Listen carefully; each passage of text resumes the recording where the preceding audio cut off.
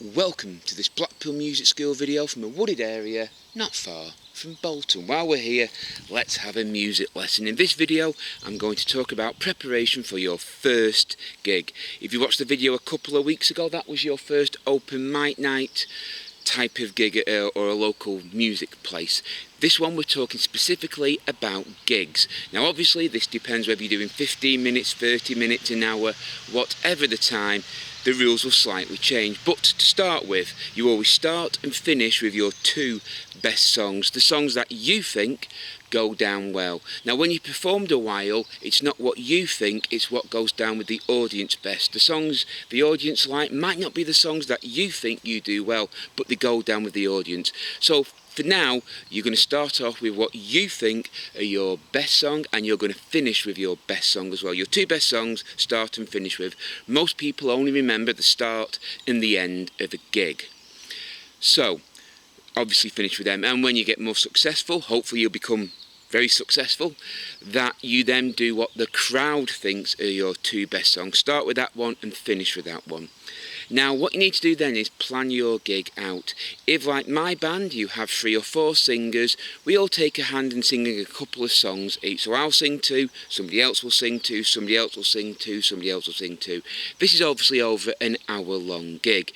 If you're doing 15 to half an hour, get your best singer to sing all the songs in that half an hour, because remember, you're trying to get more gigs. So don't have somebody who can't sing, have the person that has the best voice or goes down best with the audience after a while, and get them to sing the majority of the songs in a half an hour set. If it's an hour, you may still want to break up songs now and again to give that singer a rest so they're always at peak performance.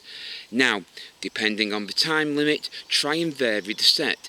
I personally mainly do 50s, 60s, 70s and 80s music with some country and some rock mixed in, so I have a varied set. But if you are a, shall we say, a band in one category, say you're a rock band, try and throw a couple of others in if you're playing to an open area. Think of it this way: most people like a variety of music. They may have a favourite sort of music, just one favourite sort, but they might like songs from other categories. So don't just limit yourself to one.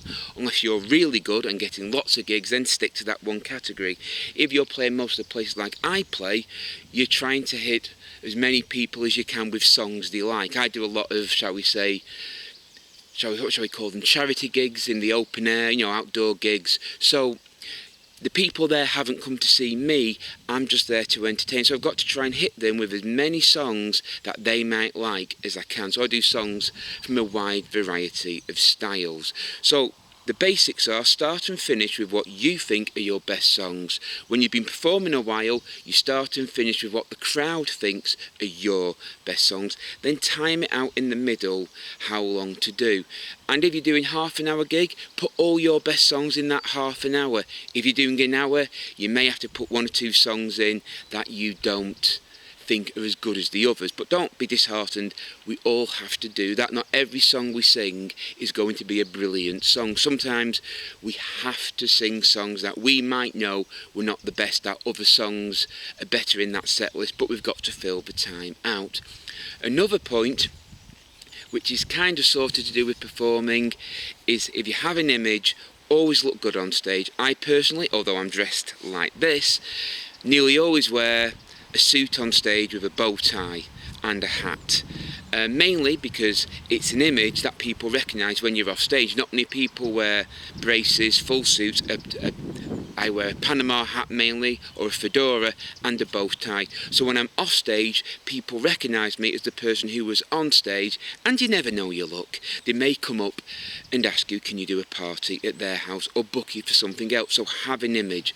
So I hope you found this video useful. So remember the main points: you start and finish with your best songs until they become crowd favourites, and whichever they are, you finish and start with them songs. It's so important that the ending and the beginning are great, because if not, people tend to remember the gig sort of faded out. There is one last point I'm going to make. There is 2 ways to finish a gig. There is laugh, clown, laugh, or laugh, clown, cry. Basically, you say, come on, we must all keep an up spirit, and you finish the set on a great song, an upbeat song. Sometimes you might want to finish on a sad song and leave the audience calm down. Personally, I always finish with laugh, clown, laugh, though some people may prefer laugh, clown, cry. It is really up to you. I personally prefer to send people home in an upbeat mood. So, I hope you found this video useful. If you have, please give us a thumbs up and subscribe to Blackpool Music School for more videos. Until next time, take care, keep playing, and as always, goodbye.